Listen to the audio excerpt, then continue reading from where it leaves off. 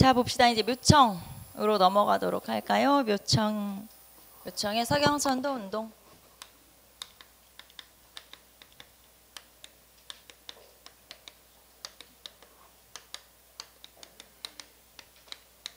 자, 이자겸의 난으로 왕실의 권위가 떨어지고, 그리고 이때 아까 유행했던 게 서경길지설이라고 했죠. 그거에 맞추어 서경 세력들이, 그러니까 서경에 있는 귀족들이라고 볼 수 있는데, 그러니까 원래는 개경의 귀족들이 있을 거 아니에요. 그리고 지방에서 성장한 귀족들도 있을 텐데, 이때는 개경의 귀족이 중심이었기 때문에 지방 귀족들은 차별을 받는다고 생각하시면 되죠. 근데 그 사람들이 자신들의 고향인, 말하자면 서경으로 수도로 옮기자, 이렇게 주장을 했었다.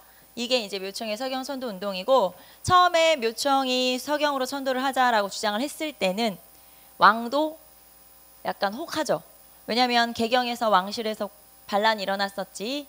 그렇기 때문에 서경으로 천도를 주장했을 때 왕도 처음에는 동조를 하게 돼요. 그래, 그럼 서경으로 옮기자. 그래서 실제로 이 서경에다가 궁궐을 짓기도 해요. 서경으로 옮길까? 이렇게 이제 약간 혹했었는데, 그때 당연히 반대하는 사람들이 누구겠어요? 개경의 귀족들이 반대하겠죠. 그래서 개경 세력들이 반대를 하게 되자 왕이 이제 주저주저 하고 있는 상황에서 계속 왕을 부추겼으나 왕이 계속 주저하기만 하고 뭔가 이제 결단을 내리지 못하자 요 서경 세력들이 자기들끼리 반란 일으킨 거예요. 그래서 서경에다가 아예 나라를 세워버린 거죠. 이제 나라 안에 나라를 세우면 그 역모고 반란이기 때문에 그게 바로 서경 천도 운동, 결국에는 묘청이 반란 일으키게 됐다. 그 사건이 바로 이 서경 천도 운동이고, 결국에는 이것도 지금 서경 세력과 개경 세력의 대립이 된 거잖아요. 이것도 결국에는 문벌귀족 사회의 모순, 문제점이구나라는 걸 알 수가 있죠. 자, 그럼 이제 여기서 우리는 일단 인물들, 주도 세력들이 누군지 봅시다. 당연히 서경 세력이죠. 서경파들이 주도를 하게 되는데, 이 서경 세력들이 누구냐? 서경파에 해당하는 인물들 한번 살펴볼게요. 누구 해당되냐면 여기에는 당연히 묘청, 그 다음에 앞에 우리 척준경을 탄핵했던 사람이 있었어요. 이 사람을 시켜서 척준경을 탄핵하게 되는데, 이 사람이 정지상이라고 하는 사람이 있고요. 그 다음에 백수한, 자, 이런 사람들이 바로 서경 세력이죠. 서경 세력들이 묘청, 정지상, 백수한. 자, 그 다음에 이 사람들의 주장. 그러면은 서경천도를 주장했던 이 묘청 세력들. 자, 주장이 뭐냐? 첫 번째가 서경천도를 주장하게 되죠. 서경으로 수도로 옮기자, 이렇게 주장을 하게 되는데, 자, 그러면 서경으로 수도로 옮기자는 건 어떤 내용에 바탕을 하고 있냐? 풍수지리설에 바탕을 하고 있죠. 우리 앞에서 서경길지설을 바탕으로 하고 있다. 서경이 앞으로는 뜰 거다. 그리고 개경은 지덕이, 땅의 기운이 다했다. 그래서 서경으로 천도를 하자라고 하는 건 결국에는 풍수지리설을 바탕으로 하고 있다라는 걸 알 수 있고요. 자, 그 다음에 이 사람들이 또 주장한 게 칭제건원이에요. 칭제건원. 자, 칭제, 스스로 황제라 칭하고, 건원, 독자적인 연호를 쓰자. 칭제건원은 자주적이다라는 걸 알 수 있죠. 그래서 자주적인 거를 주장하는데, 왜 이런 주장을 하게 되냐? 자, 그 다음에 나오는 금국정벌하고도 연결이 되어 있어요. 칭제건원 그리고 금국정벌하고 연결이 되어 있는데, 자, 앞에서 어떤 일이 있었냐면 우리 이자겸의 난 그때쯤, 자, 금나라는 여진족이 세운 나라예요. 원래 여진족은 부족으로 흩어져 살고 있었죠. 만주 지역에서 부족으로 흩어져 살고 있었어요. 그러니까 나라가 아니고 그냥 부족이었다는 얘기죠. 그런데 이 여진족이 성장을 해서 점점 세력을 키우더니 결국에는 고려와 계속 대립을 하게 된 거죠. 고려와 대립을 하게 됐는데, 자, 그래서 뭐 처음에는 막 별무반 만들어가지고 싸우고 뭐 동북구성을 점령하고 막 이런 일들이 있었는데, 그 뒤에 더 여진족이 세지더니 금이라는 나라를 건국을 하게 된 거예요. 그리고 이 금나라는 거란을 멸망시키고, 그 다음에 송나라를 남송으로 아래쪽으로 밀어내기도 하죠. 자, 그러니까 금나라가 그렇게 세져버린 상황인 거죠. 그전에는 굉장히 힘이 약했는데, 그런데 이 여진족이 고려를 어떻게 대했었냐면, 처음에 고려한테 부족으로 흩어져 살고 있을 때는 부모로 섬기겠다, 고려한테 그렇게 얘기했었어요. 그러다가 본인들이 좀 세지니까 형제처럼 잘 지내보자, 이렇게 얘기하다가 나중에는 본인들이 나라를 세우고 세력이 세지자 고려에 뭘 요구하게 되냐면 군신관계를 요구하게 돼요. 군신관계라고 하는 건 우리를 임금으로 섬겨라 라고 하는 거죠. 그래서 군신관계를 요구하게 되고 이렇게 군신관계를 요구하자 고려에서는 이거를 들어줄 것이냐 말 것이냐를 가지고 고민을 하다가 결국에는 이자겸이가 이거에 대해서 수용을 해버리게 돼요. 즉 이자겸에 받아들여지죠. 이자겸에 의해서. 그러면 이자겸이가 반란 일으키기 전이에요. 이거는 이자겸이 반란 일으키기 직전에 이자겸이 여진족에 대한 군신관계, 여진족이 고려에 대해서 군신관계 요구를 하는 것에 대해서 들어줘 버리게 되죠. 그럼 이자겸은 왜 여진족한테 굴복을 한 거냐?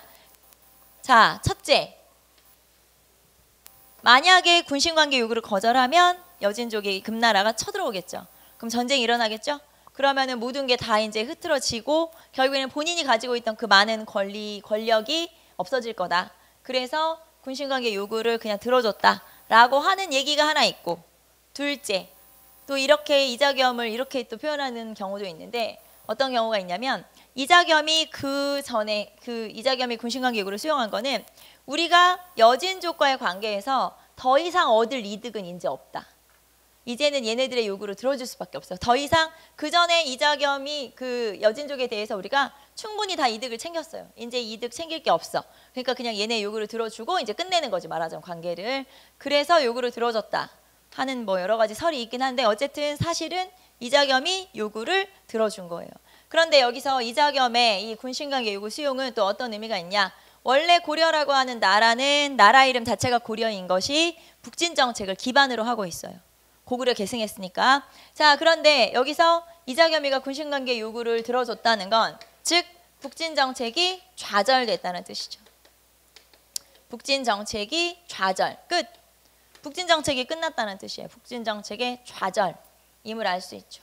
자, 그래서 다시 올라가 보면 자, 이런 일들이 그 전에 있었고 그래서 묘청은 금나라를 쳐들어가자. 우리가 그 전에 굴복을 했으니까 이제 쳐들어가야 된다. 이렇게 주장을 하게 된 거고요. 그리고 금국정벌을 하자라고 하는 바탕에는 고구려 계승의식이 깔려있다. 고구려 계승의식이 깔려있구나. 북진정책이 깔려있구나 라고 하는 걸 알 수가 있죠. 자, 그래서 요 서경파의 주장은 일단 서경으로 천도합시다. 이건 풍수지리설에 영향을 받았고요. 칭제건원, 스스로 황제라 칭하고 독자적인 연호를 쓰자. 자주적인 성격. 그 다음에 금나라를 정벌해야 된다. 여기서는 이런 고구려 계승의식을 가지고 있어요. 그래서 이런 것들이 서경파의 주장.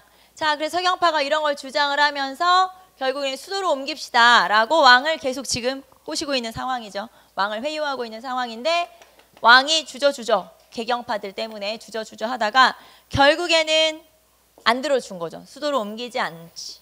자, 그렇게 되니까 서경파가 반란 일으킬 수밖에 결국엔 자기의 주장을 관철시킨 거죠. 그래서 결국에는 반란이 일어나게 돼요. 그게 묘청의 난이죠.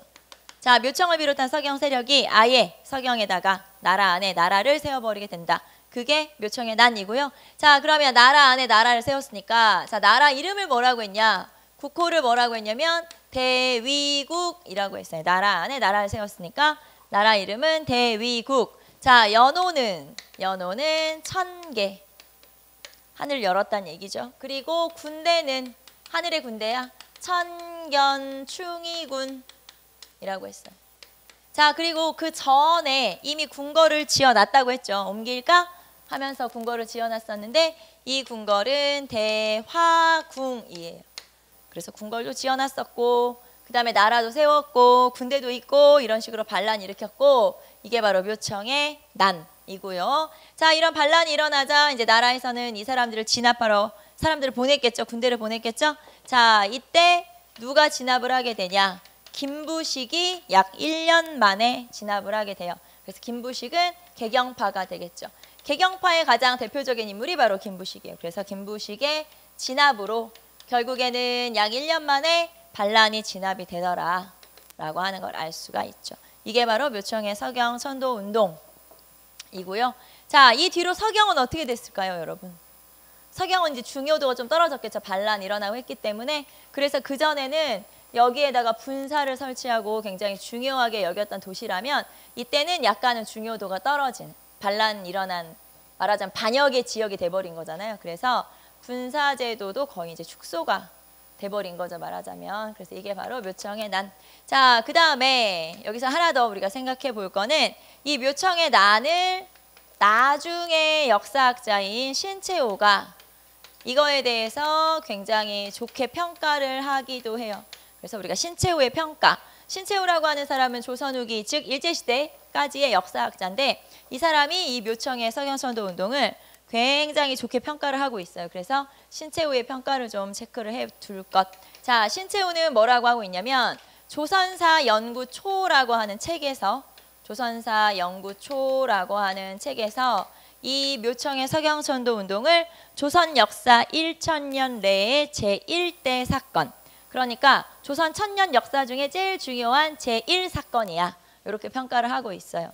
그래서 그게 바로 신채호의 평가인데 왜 신채호가 이 묘청의 난, 결국에는 뭐 그냥 반란 일으킨 사건인데 이걸 왜 그렇게 중요하게 평가를 하고 있냐. 이 신채호가 생각했을 때 이 사람 일제시대 역사학자니까 왜 우리나라가 이런 일제시대가 됐는지를 고민을 해본 거예요. 왜 우리나라가 이렇게 일본한테 먹혔지?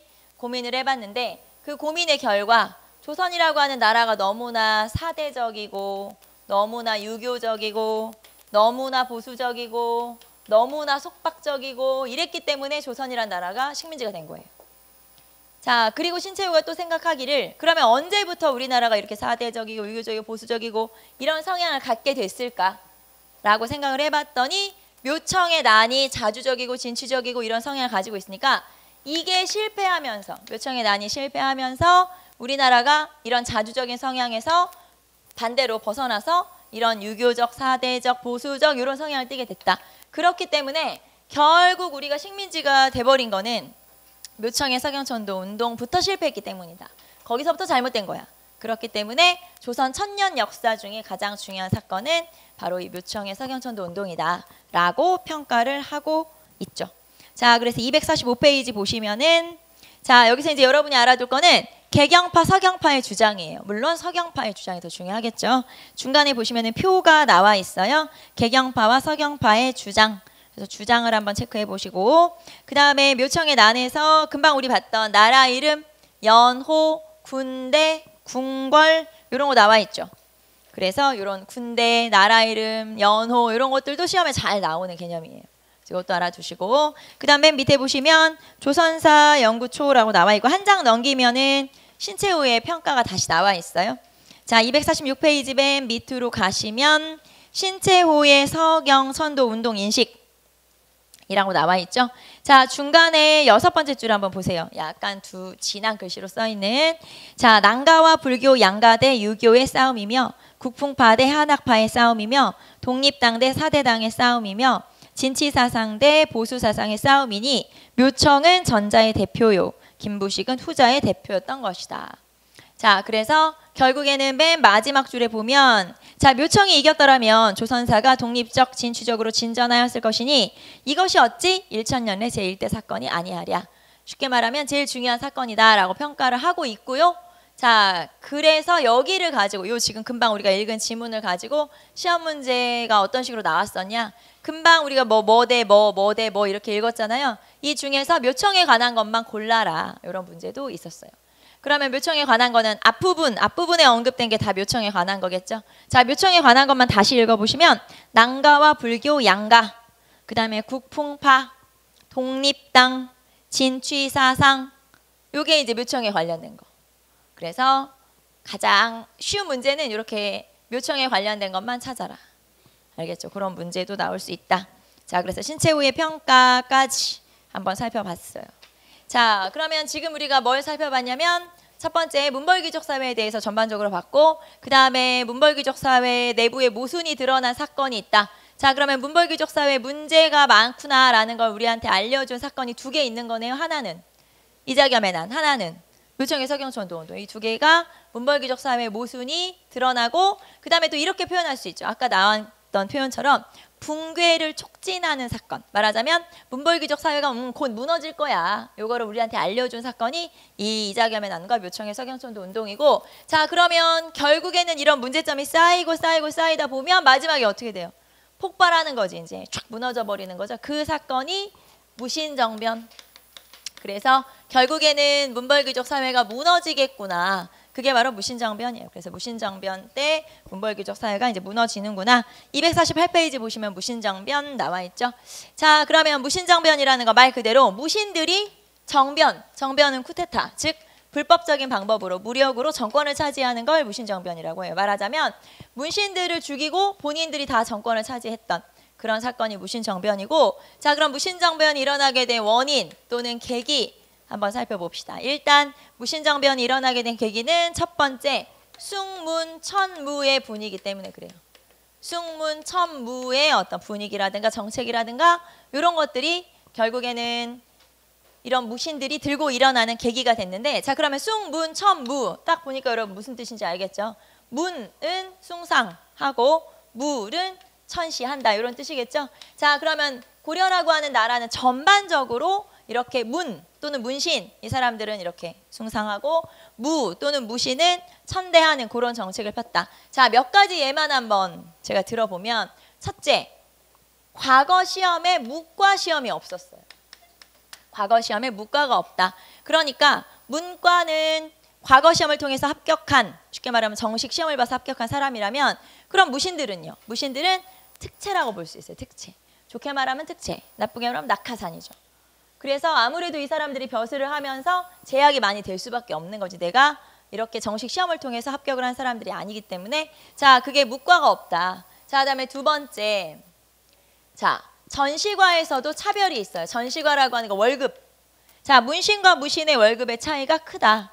그래서 전시과에서도 차별이 있었다라는 거. 즉 전시과라는 거는 월급으로 토지를 주는 걸 말하는 거니까 월급에도 차별이 많았었구나라는 걸 알 수 있고, 자, 그 다음에 관직에 오를 수 있는 이 등급도 차이가 많이 나요. 말하자면 문신 같은 경우는 1품까지 올라갈 수 있어요. 쭉 끝까지 올라갈 수 있는 거죠. 최고까지. 그런데 무신 같은 경우는 3품까지밖에 못 올라가요. 그래서 내가 아무리 능력이 있어도 그 위에 1품, 2품은 할 수가 없어요. 차별을 받는 거죠. 그러니까. 자, 그 다음에 만약에 전쟁이 난다. 그러면 지휘관은 문신이 하는 거예요. 결국엔. 그래서 고려시대는 우리가 이 사람 장군인데 라고 알고 있는 사람이 사실은 장군들이 아니다라는 거. 그 사람은 그냥 지휘관일 뿐이고요. 지략가일 뿐인 거지 실제로 가서 총칼 들고 싸운 사람이 아니라는 거예요. 그래서 결국에는 최종 지휘관, 총지휘관 역할은, 즉 무신들 위에는 당연히 문신이 존재하는 거죠. 그렇기 때문에 이런 여러 가지 것들이 다 차별 대우였었구나라는 거. 그러니까 당연히 무신들이 기분이 나쁠 수밖에 없고 들고 일어날 수밖에 없죠. 자, 그다음에 두 번째, 의종의 실정 때문이에요. 의종이 이 당시에 왕이었어요. 그런데 실정이라고 하는 건 정치를 잘 못함 이런 뜻이에요. 단어 자체 뜻이. 자, 그럼 의종이 정치를 못했는 모양이구나. 네. 근데 의종이 정치를 그냥 못한 게 아니고 계기가 있죠. 의종이 뭔가 좀 개혁적으로 해보려고 하면 문신들이 방해를 하거나 반대를 하거나, 그러니까 의종이 뭔가를 막 시도해도 결국에는 아무것도 할 수가 없는 거예요. 문벌귀족들 때문에. 그래서 결국에는 아무것도 안 해요. 놀아. 그냥 젊은 문신들 데리고 다니면서 그냥 술 마시고 노는 거예요. 말하자면. 그래서 이렇게 정치를 잘 못하고 이런 여러 가지 문제가 쌓이고 하다 보니까 결국에는 무신들이 들고 일어나게 된 거고, 이것뿐만 아니라 제가 이제 정말 이제 공식적인 원인들만 얘기한 거고, 이거 말고도 젊은 문신들이 나이 많은 무신들을 이렇게 정신적으로 괴롭히거나 모욕하는 그런 사건들도 벌어지게 되죠. 뭐 가장 단적인 예로 제가 여러 번 얘기했는데, 단적인 예로 정중부라고 하는 나중에 이제 문신정변을 일으킨 사람이 있는데, 이 사람이 수염이 되게 멋있었대요. 우리가 보통 관우하면 수염 막 떠올리는 것처럼 그랬는데 그 수염에 불을 붙이는 장난을 쳤어요. 김부식의 아들인 김동중이라는 사람이 거기다 불을 붙이는 장난을 치기도 하고, 그 다음에 나이 많은 무신과 나이 어린 문신을 대결, 지금으로 따지면 대련을 시킨 거죠. 태권도 대련 같은 거. 그래서 그렇게 대련을 시켜서 결국에는 나이 많은 무신이 졌어요. 그러니까 그 사람을 모욕한다든가 뭐 뺨을 때리면서 뭐 네가 그러고도 무신이냐 뭐 이런 식으로 괴롭힌다든가 이런 게 한두 번이 아니었던 거죠. 그러니까 결국에는 이 문신들, 젊은 문신들이 왕을 믿고 이렇게 굉장히 기고만장하게 까부니까 결국에는 이제 무신들이 참다가 이게 이제 한꺼번에 폭발을 하게 된 거예요. 그래서 언제냐면 보현원 놀이라고 하는 게 있었어요. 왕의 보현원 놀이. 보현원 놀이가 뭐냐면 어디로 놀러 간 거예요. 절 같은 데로 놀러를 갔는데 이 보현원 놀이를 계기로 해서 이때 젊은 문신들을 나이 많은 이제 그 문신들을 제거하는, 그래서 본인들이 정권을 차지하는 그런 사건이 벌어지게 되는데 그거를 무신정변이라고 하죠. 처음에 봉기를 일으킨 사람은 아까 말했던 정중부 그리고 이의방, 이고 이런 사람들이 같이 봉기를 일으켰는데 이 사람들이 처음 했던 말은 뭐였냐면 문신의 씨를 싹 말려버리자. 다 죽이자는 얘기죠. 그래서 문신을 싹 죽이자. 물론 뭐 다 죽이진 않았지만 이렇게 문신들을 제거하고 본인들이 집권을 하게 된 게 바로 무신정변이고, 자 그러면 이제 우리는 집권 누구누구 집권했는지 한번 쭉 볼 건데, 자 봅시다. 일단 자 맨 처음에 정중부, 아까 정중부, 이의방, 이고 이렇게 셋이 같이서 반란 일으켰다고 했는데 이 중에서 정중부가 이제 살아남았어요. 말하자면 서로 또 죽이고 막 이런 일들이 벌어지게 되면서 정중부, 자 그리고 경대승, 자 그리고 이의민, 자 정중부, 경대승, 이의민 이렇게 바뀌었어요. 그리고 나서 밑으로 내려갈게요. 최충원, 최우, 그 다음에 최항, 최의,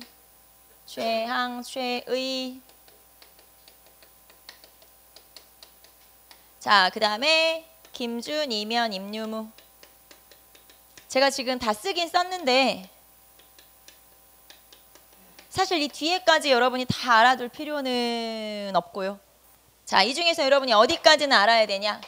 자, 정중부, 경대승, 이의민, 최충원, 최우 정도까지 여러분 알아두시면 되고, 그 다음에 딱 보니까 이제 여러분 책으로는 거기 249페이지죠. 딱 보니까 자 봅시다. 정중부, 경대승, 이의민이에요. 여기는 지금 계속 성이 바뀌고 있죠. 그러면 이렇게 성이 바뀐다는 건 정중부를 경대승이 제거하고 경대승이 집권했다가, 근데 경대승은 이제 병사해요. 일찍 죽어요. 아파서. 그리고 나서 경대승이 죽자 이의민이 정권을 차지했는데, 특히 이의민 같은 경우는 천민 출신이에요.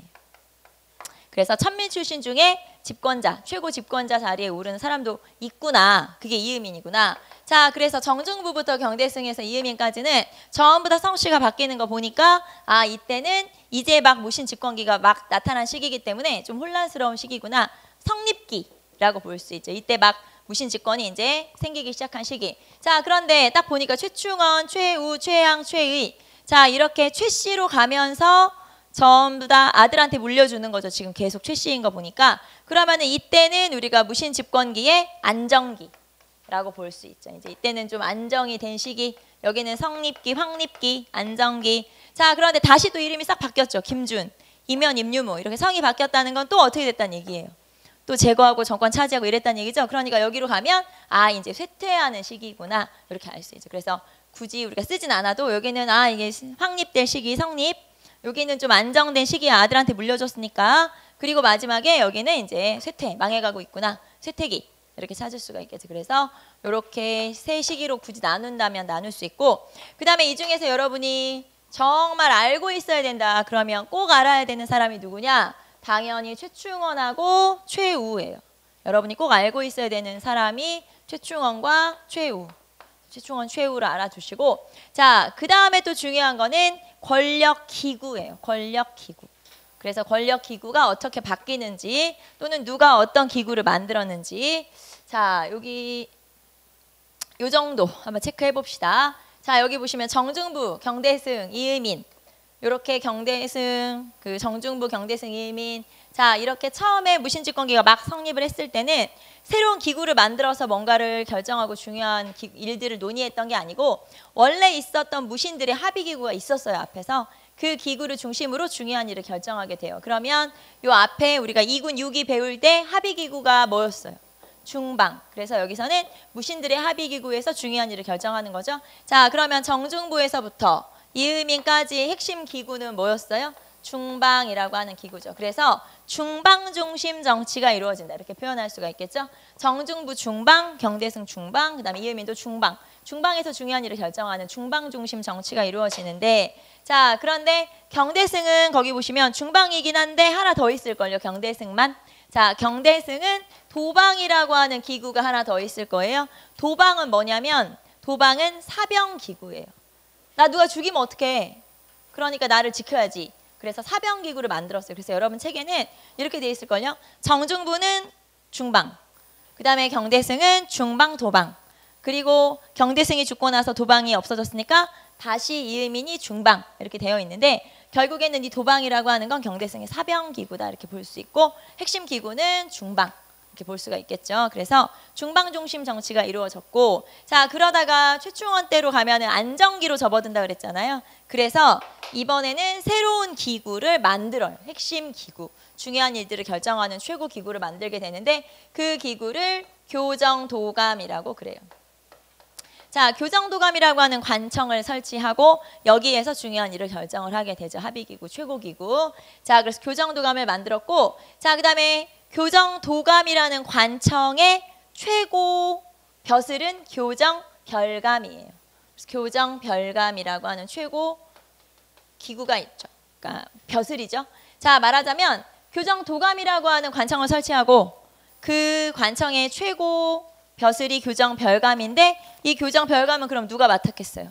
이 사람들, 그쵸? 이 사람들이 스스로 교정별감이 돼서 중요한 일을 결정하는 거죠. 자, 그래서 교정도감의 교정별감을 맡았었구나 라는 거 알 수 있고, 자, 그 다음에 최충원도 역시, 자, 누가 다 죽이면 어떡해? 그러니까 사병기구를 또 만들어야 되겠네? 그런데 옛날에 만들었던 사병기구가 있었잖아요. 누구 거? 경대승의 도방이 있었죠. 그래서 경대승의 도방을 다시 한번 설치하게 돼요. 자, 뭐 도방 부활이라고 해도 상관없고, 그래서 도방이라고 하는 걸 설치하게 되죠. 그러니까 최충원 때는 교정도감이 있었고 도방 설치했고, 이렇게 두 개 기구가 있었고요. 자, 그러다가 최우로 가면 다시 관청을 몇 개 더 설치해요. 그러니까 교정도감이라고 하는 기구는 끝까지 가는 거예요. 무신직관계 끝까지 가는 거고, 여기다가 플러스 최우가 따로 만든 기구가 있었다는 거죠. 자, 그럼 최우가 만든 기구가 뭐냐? 정방이라고 하는 기구가 있었고 서방이라고 하는 기구가 있었어요. 자, 정방이라고 하는 기구는 인사행정을 담당하는 기구죠. 최우는 자기 집 안에다가 정방이라고 하는 관청을 설치했어요. 그리고 여기에서 인사행정을 담당했지, 인사권을 가졌는데, 인사라고 하는 게 뭐냐면 누구를 어느 자리에 앉힐 것인가, 승진시킬 것인가, 자를 것인가를 여기서 결정하는 거. 자, 그럼 원래 누구를 앉힐 것인가, 자를 것인가, 승진시킬 것인가의 인사행정은 원래 누가 해야 되는 거죠? 왕이 주도를 해야 되는 거예요. 그런데 이때는 이런 사람들이 지금 최고 집권자고 왕은 허수아비 같은 존재일 뿐이니까 이런 것들을 왕이 결정하는 게 아니라 최우가 결정을 다 해버리는 거죠. 그래서 자기 집 안에다가 인사행정을 담당하는 정방이라고 하는 관청을 설치했고요. 자, 그 다음에 서방이라고 하는 기구가 있었다. 서방은 문신을 등용하기 위한 기구예요. 문신 등용. 문신을 등용하는 기구. 자, 아무래도 정치를 시켜보니까 무신하고 문신 중에 누가 좀 더 낫더라. 문신이 좀 괜찮더라. 그래서 문신들도 뽑아야 되겠네. 그래서 그런 문신들을 뽑아서 여기에서 업무를 보도록 하는 거예요. 그게 문신 기구, 문신 등용 그 기구를 서방이라고 하죠. 자, 그 다음에 최우도 역시 사병기구를 하나 만들었어요. 나 지켜야지. 그래서 사병기구 하나 만들었는데 그 사병기구를 삼별초라고 그래요. 물론 삼별초는 나중에 우리가 몽골이랑 싸울 때 다시 한번 등장을 하겠지만, 어쨌든 삼별초라고 하는 기구를 만들었는데, 얘는 되게 역할이 좀 특이한 게, 삼별초는 최우를 지키는 사병이었어요. 그러면 사병이라고 하는 건 사적 업무를 담당하죠. 나만 지키면 되니까. 그런데 여기에 공적 업무를 담당을 하는 역할을 또 해요. 말하자면 치안을 담당하거든요. 치안이라고 하는 건 원래 누가 해야 되는? 경찰이 하는 역할, 그렇죠? 여기서 이제 경찰이 하는 역할, 지금으로 따지면 그런 치안을 담당하는, 즉 공적 업무도 가지고 있고, 그 다음에 너네 나 지켜야 돼. 사적 업무도 가지고 있어요. 그래서 공적 업무와 사적 업무를 둘 다 가지고 있는 굉장히 특이한 성격의, 원래는 사병이면 사병, 아니면 그냥 군대면 군대 이렇게 돼야 되는데, 여기는 사적 업무와 공적 업무를 되게 두 개 다 하고 있는 좀 애매한 그런 특이한 성격의 군대를 만들게 되는데, 그거를 삼별초라고 하죠. 지금 제가 파란색으로 체크한 거는 여러분 눈치챘죠? 사병기구 알죠, 여러분? 그 다음에 노란색으로 체크한 건 이건 이제 정치기구라고 보시면 되겠죠. 그래서 사병기구, 군사기구, 여기는 정치기구, 이렇게 지금 구별을 한번 해봤죠. 자, 그래서 이 무신정변에서는 집권자의 순서도 중요하고, 그 다음에 기구, 권력기구의 그러니까 일단 누가 뭘 만들었는지 알아둬야 되고 그 다음에 역할은 뭔지, 예를 들면 정방의 역할이 뭐고 서방의 역할이 뭔지 이렇게 권력 기구를 좀 알아두시면 돼요. 자, 그 다음에 이 무신집권기에서 하나 더 중요한 거는 하층민의 봉기. 자, 무신집권에 대한 봉기, 이 시기에 나타난 봉기들을 좀 체크를 해보면 되겠죠. 자, 일단 우리는 248페이지 한번 다시 가볼게요. 자, 248페이지에서 무신정변이 일어나게 된 배경들이 쭉 나와 있고, 자, 우리는 결과 한번 쭉 읽어볼게요. 무신집권기가 무신정변이 일어나면서 어떤 결과를 가져왔는지, 첫 번째 중방중심 정치가 이루어지죠. 중방중심 정치는 아까 우리 정중부, 경대승, 이의민 때까지 중방중심 정치가 이제 나타나게 되고요. 물론 중방이란 기구는 그 뒤로도 쭉 있긴 있어요. 존재하긴 하는데 최충원은 새로 자기가 딴 걸 만들어버렸기 때문에 그래서 중방이란 기구는 여전히 중요한 역할을 하죠. 자, 그 다음에 전시과 붕괴. 전시과라고 하는 건 관리들한테 월급으로 토지를 나눠주는 제도를 전시과라고 하는데 이 전시과 제도 자체가 붕괴, 무너져 버리게 되죠. 자, 왜냐하면 나라에서 토지를 받는 거잖아요. 그런데 여기서는 이 무신 집권자들이 나라에서 받는 토지가 너무 부족한 거야. 내 성에 차지 않죠. 그래서 이 사람들이 자기의 땅을 넓히기 시작해요. 이거 우리가 대농장 건설이라고 하기도 하고 대토지 소유, 말하자면 대토지를 소유한 거죠. 그러니까 나라에서 받는 토지가 내가 생각할 때 너무 부족한 거야. 내가 지금 최고 권력자인데 내가 이만큼 받아서 되겠어? 내가 뺏으면 되지. 그래서 땅을 뺏어서 자기 땅으로 만들어 버렸어요. 그러니까 나라에서 토지를 나눠주는 제도가 아무 의미가 없어져 버린 거죠. 왜냐하면 최고 권력자도 안 지키는 거니까, 제대로 지키지 않으니까. 그래서 전시과 제도 자체가 붕괴, 무너져 버리게 되는 게 바로 무신집권기. 자, 그 다음에 하극상의 풍조. 이거 여러분 무슨 말인지 알죠? 하극상. 아랫사람이 윗사람한테 대드는 거. 낮은 사람이 권력 높은 사람한테. 그래서 그런 것들이 하극상. 자, 그래서 여기서 하극상의 풍조라고 하는 건 진짜 뭐 아랫사람이 윗사람한테 대들었다 이런 표현이라기보다는 이거는 농민 봉기라는 뜻이에요. 말하자면. 그래서 하층민들이 다 들고 일어나서 봉기를 일으켰다라고 하는 건 전체적인 분위기가 하극상의 풍조를 가지고 있구나라는 거죠. 자, 그래서 이런 여러 가지 변화를 가지고 있는 게 바로 무신집권기고, 밑에 보시면은 무신정권의 변천이라고 해서 권력기구가 나와 있죠. 권력기구 한번 쭉 보시고, 자, 그 다음에 한 장 넘겨보시면, 자, 우리가 꼭 알아야 되는 사람이 누구라고 했었죠, 여기서? 최충원, 최우 이렇게 두 명은 꼭 알아야 된다. 그래서 여기서 설명을 좀 자세히 볼 거예요. 자, 250페이지 한번 보세요. 최충원의 집권 봅시다.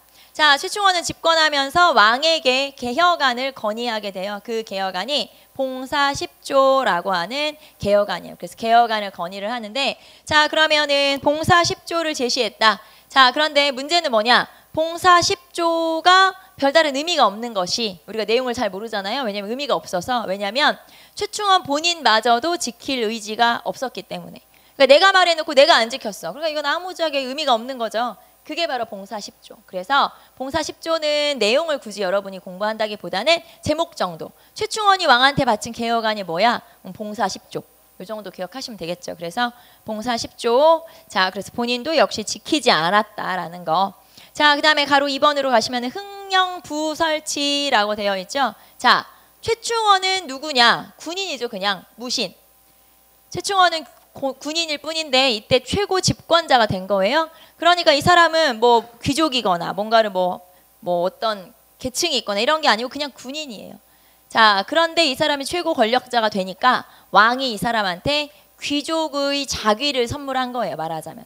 왜 우리 공작, 후작 뭐 이런 귀족의 자귀들이 있는데 그런 것처럼 이 최충원이라는 사람에게 귀족으로 임명을 해준 거예요. 그게 보시면 거기 진강후로 책봉되었다라고 하는 거죠. 쉽게 말하면 너를 귀족으로 임명할게. 그래서 진강후라고 하는 귀족이 된 거고, 자, 이렇게 귀족 칭호를 내가 받게 되면 내가 뭘 할 수 있냐? 관청을 하나 설치할 수가 있어요. 그래서 그렇게 설치한 게 거기 보시면 흥령부라고 하는 걸 설치해서 이 관청으로 하여금, 그러니까 사무실을 하나 차린 거죠. 말하자면 이 관청을 설치해서 여기에서 내 토지를 관리하도록 했었다. 자, 최충원은 왕으로부터 진강후로 책봉되고 흥령부를 설치해서 이 흥령부로 하여금 내 토지를 관리하도록 했다. 자, 거기 보시면 그리고 흥령부 그리고 최우는 진양부를 설치해달라고 나와 있죠. 그래서 이거는 이렇게 귀족으로 임명이 되고 책봉이 되면서 뭐 하나를 설치할 수 있게 사무실 하나 차릴 수 있게 이렇게 만들어준 거구나 생각하시면 되고요. 자, 그다음에 교정도감을 설치했다. 교정도감이라고 하는 건 최고 기구인데 교정도감의 최고 벼슬을 뭐라 그래요?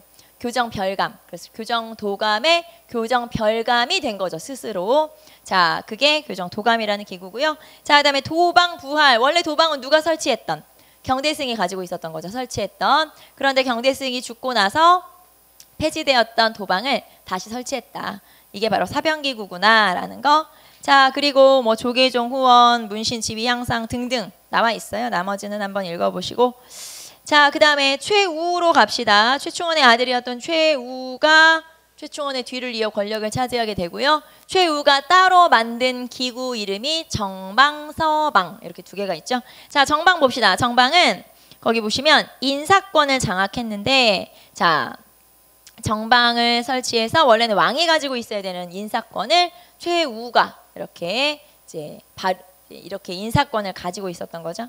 자, 그리고 서방 설치. 자, 문신을 등용하여 문신 수기기구를 만들었다. 수기기구가 무슨 뜻이냐면 숙직기구라고 생각하시면 돼요. 그러니까 너네 여기 대기하고 있어. 내가 모르는 거 있으면 물어볼 테니까. 그래서 문신들을 등용을 해서 숙직을 시켰다 이 말이에요. 대기를 시킨 거죠. 그게 수기기구. 그래서 그냥 우리는 이렇게 문신기구구나 이렇게 생각하시면 되죠. 그게 서방이라고 하는 기구고요. 자, 그 다음에 삼별초. 자, 아까 삼별초는 사병 기능과 그 다음에 공적 업무를 담당하는 되게 좀 특이한 그런 성격이다라고 했는데 삼별초면은 군대가 3개 있다는 뜻이에요. 그래서 처음에는 원래 야별초에서 시작했다가 야별초가 좌별초, 우별초로 나눠져요. 그러니까 2개가 된 거죠. 좌별초, 우별초.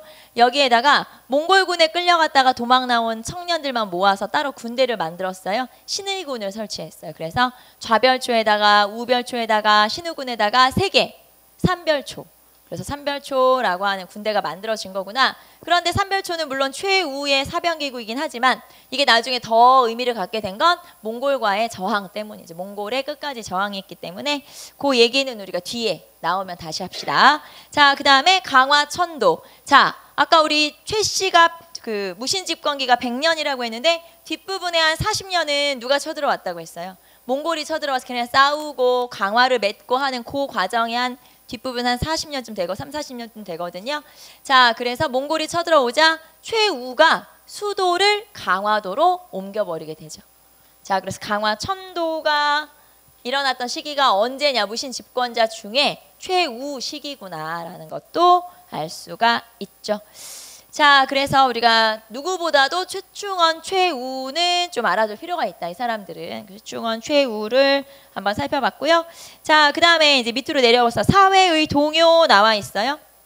자, 이건 뭐냐? 이렇게 무신 집권기가 아랫사람이 윗사람을 제거하고 정권을 차지하고 이런 시기이기 때문에 사회가 좀 혼란스러웠고 이런 분위기를 타서 이렇게 하층민들까지도 봉기를 일으키게 된다. 그래서 하층민의 봉기를 좀 체크해 보시면 되는데 자, 이 중에서 우리는 몇 개만 중요한 거 몇 개만 한번 체크를 해볼게요. 그냥 한번 써봅시다. 중요한 거 몇 개만. 거기 이제 농민봉기가 되게 많은데 자, 일단 농민봉기 중에서 이때 무신집권기라는 거 체크하시고 무신집권기에 이런 농민봉기가 많이 일어났는데 이때 처음에 이제 여기 나오는 봉기가 다 농민들이 주도한 건 아니었어요. 처음에는 어떤 봉기가 있었냐? 자, 무신정변이 일어나자 문신들 중에서 이 무신에 저항하는 사람도 분명히 있었겠죠. 그래서 반무신난이 존재하게 돼요. 반무신난. 자, 그래서 이 반무신난 중에 가장 대표적인 건 김보당의 난이에요. 반무신난 중에 가장 대표적인 건 김보당의 난이죠. 자, 우리가 앞에서 무신정변 여기다 한번 써볼까요? 무신정변이라고 하는 요 사건을 우리가 뭐라고 하냐면 개사의 난이라고 해요. 경인의 난이라고 해요. 경인의 난. 그리고 이 김보당의 난을 개사의 난이라고 그래요. 반란이 일어난 시기를 그 해를 붙여가지고 해의 명칭을 붙여가지고 이 무신정변을 우리가 경인의 난이라고 하고 그 다음에 김보당의 난은 개사의 난이라고 해서 이 두 개를 합치면 이렇게 표현하기도 하죠. 경계의 난.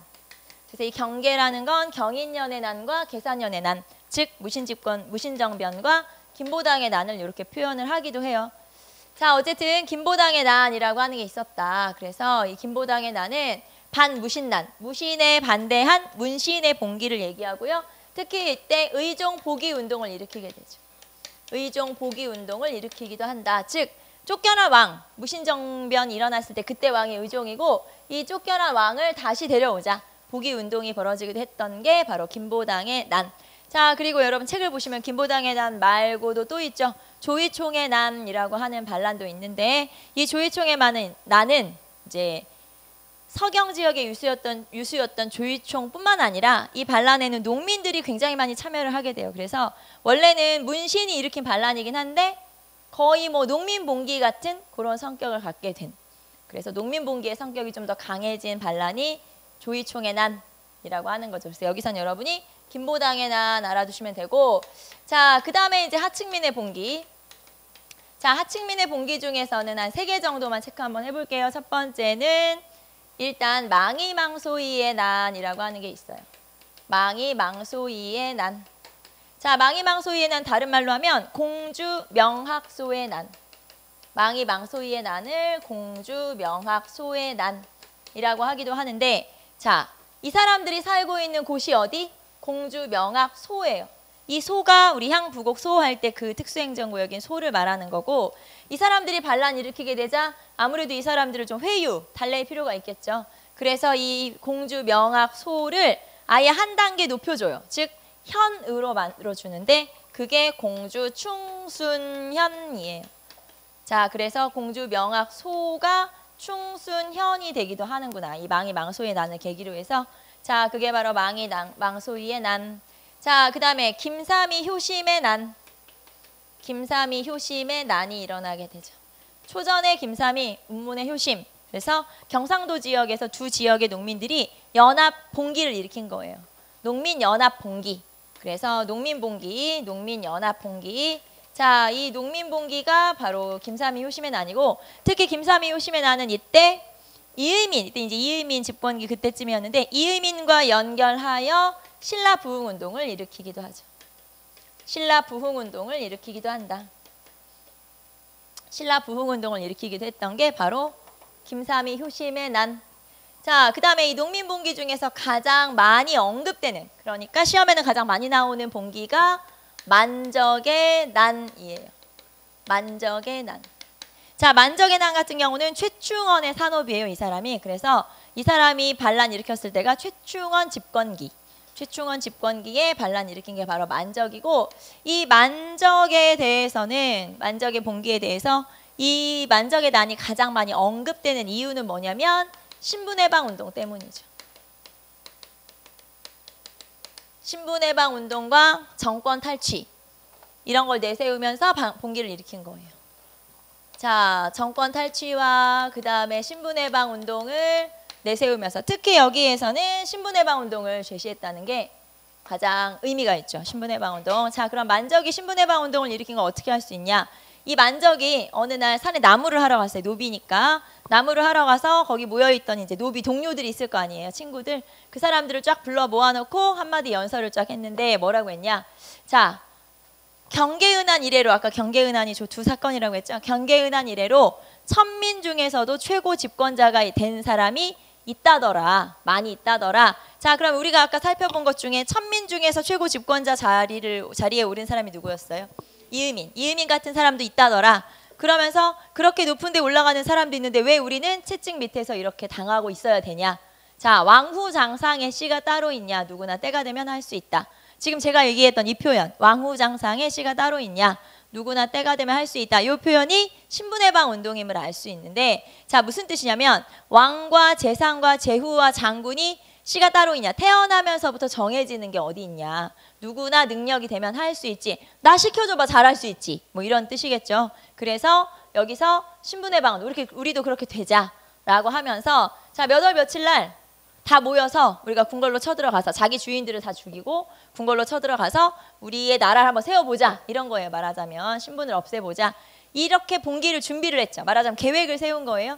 계획을 세워놓고 막상 그 디데이, 그날 딱 가서 쫙 얼마나 모였는지 딱 봤는데 막상 딱 모임에 가보니까 너무 조금 모인 거예요. 아까 우리 약속했던 사람들이 있었는데 너무 조금 모여서 결국에는 그날은 봉기 실패. 그리고 봉기를 뒤로 미뤘죠. 야, 다시 만나. 그래가지고 다시 날짜를 정했는데 그 사이에 그 노비 중에 한 명이 자기 주인한테 다 얘기를 한 거예요. 사실은 뭐 이런 일이 있었다 이렇게 얘기를 해버렸기 때문에 결국에는 농민봉기는 실패를 하게 되죠. 이 봉기 자체는 실패를 했지만 여기서는 어떤 게 의미가 있냐? 신분해방운동이라고 하는 게 의미가 있어요. 그래서 왕후장상의 시가 따로 있냐? 누구나 때가 되면 할 수 있다. 자, 여러분 한 장 넘기시면 254페이지에 만적의 난 네, 사료가 나와 있죠. 만적의 난에 사료가 나와 있어요. 자, 세 번째 줄에 보시면 왕후장상의 시가 따로 있는 것이 아니다. 내가 오면 아무나 할 수 있다. 그래서 맨 마지막으로 내려가시면 노비문서를 불살라버려 사만에서 천인을 없애자. 천민을 없애자 무슨 뜻이겠어요? 신분해방운동을 알 수 있죠. 그게 바로 만적의 난. 자, 그 다음에 254페이지 밑에 최광수의 난 있죠. 최광수의 난, 요거는 고구려 부흥운동. 그 다음에 이연년의 난, 이연년 형제의 난, 요거는 담양에서 일어났으니까 백제 부흥운동. 자, 그리고 아까 우리 여기 김삼이 효심의 난이 신라부흥운동이었죠. 말하자면 요 하층민의 봉기, 무신집권기에 있었던 하층민의 봉기는 삼국 부흥운동도 있었구나라는 것도 알 수 있죠. 삼국 부흥운동. 그 다음에 아까 만적은 신분해방운동. 그리고 처음에 무신에 반대하는 반무신난 이런 것들이 있었던 시기가 바로 이 하층민의 봉기 이때 이 무신 집권기 이때구나라는 걸 알 수가 있고요. 최근에 출제된 문제는 이 농민 봉기의 순서를 물어보는 문제가 출제가 됐어요. 여러분 255페이지 오른쪽 보시면 1번 문제에 순서 나오는 문제 있죠. 이런 것처럼. 그래서 여러분 공부하실 때 이왕 공부하는 거 순서대로. 알겠죠? 아예 처음부터 순서대로 정리하시면 굳이 이 순서 따로 공부하실 필요 없이 그래서 농민봉기들, 주요 농민봉기들은 순서를 좀 체크할 것 이렇게 알아두시면 되겠죠. 자, 여기까지 해서 우리가 무신집권기, 무신정변까지. 자, 무신정변에서는, 무신집권기에서는 그러니까 두 가지를 체크하시면 돼요. 첫 번째는 집권자와 관련된 권력기구. 이게 중요하고 그 다음에 두 번째는 하층민의 봉기. 여기 이제 농민봉기 요 두 가지 체크하시고 그 다음에 인물로서는 두 명 누구누구예요? 최충원, 최후 이렇게 정리하시면 되죠. 알겠죠? 그래서 그렇게 정리하면 된다. 그래서 무신집권기 쭉 한번 체크해 보시면 되고요. 자, 우리는 잠깐 쉬었다가 대외관계로 넘어갈게요. 잠깐 쉽시다.